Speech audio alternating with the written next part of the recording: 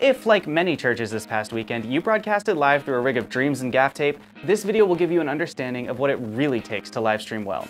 We've got a week to up our game, fam. Let's rise to the challenge. I'm Josh Hughes, saving you time, cash, and sanity as we pursue excellence in video together. Now let's get into it. A live stream rig has several pieces. You'll need at least one camera to capture video. You'll need some sort of processing to prepare that video for the internet, and you'll need a way to encode your video, which basically means to send that video up to the internet. Lastly, you'll need some sort of distribution platform where people will go to see your video.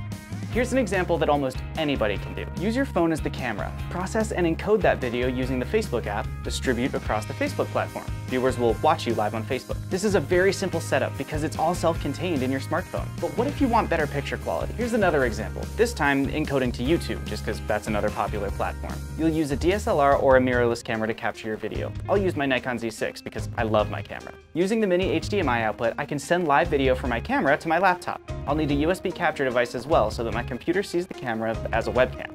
When I start a live video from YouTube, it lets me select my webcam input, which means I can go live right to YouTube using my camera. But let's increase the complexity further. What if we want to go live with more than one angle? You can technically do this with more USB capture cards on your computer if we add a new software, OBS. This is a free processing and encoding software that will take care of managing all the different cameras and getting them up to the internet.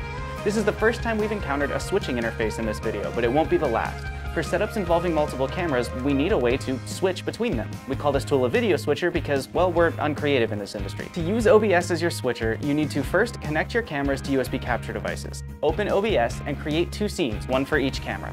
In each scene, add a capture device, then select the correct camera. Go to your distribution platform. We'll go back to Facebook for this example and find your stream key.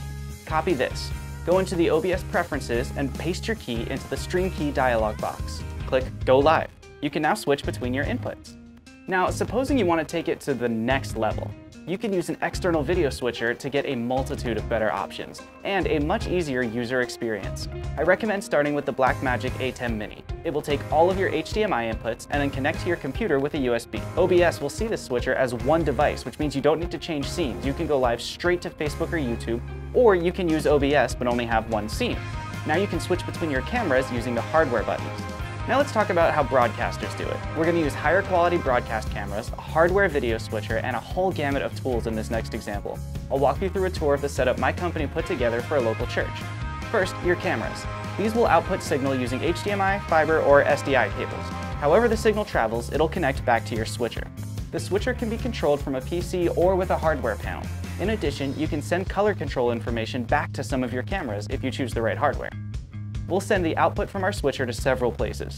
First, we'll send it to a recording device so that if something goes wrong with our live stream, for example, we can't control if Verizon has an internet outage, then we have a copy of the whole service to upload as soon as the service ends. We also send our output to a capture device. In this setup, it's a Blackmagic capture card that connects to our computer with USB. On the computer, we're using Wirecast as an encoder, but you can still use OBS in this situation. We'll insert our stream key so that we can get to our distribution platform and then go live. This is a resilient system that can handle anything we throw at it.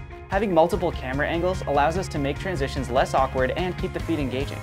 On Wednesday, we'll be back with a tutorial of what to actually do with all these tools to host an engaging live stream. I'm Josh Hughes, saving you time, cash, and sanity as you navigate the world of video, and just like last time, I'll see you next time.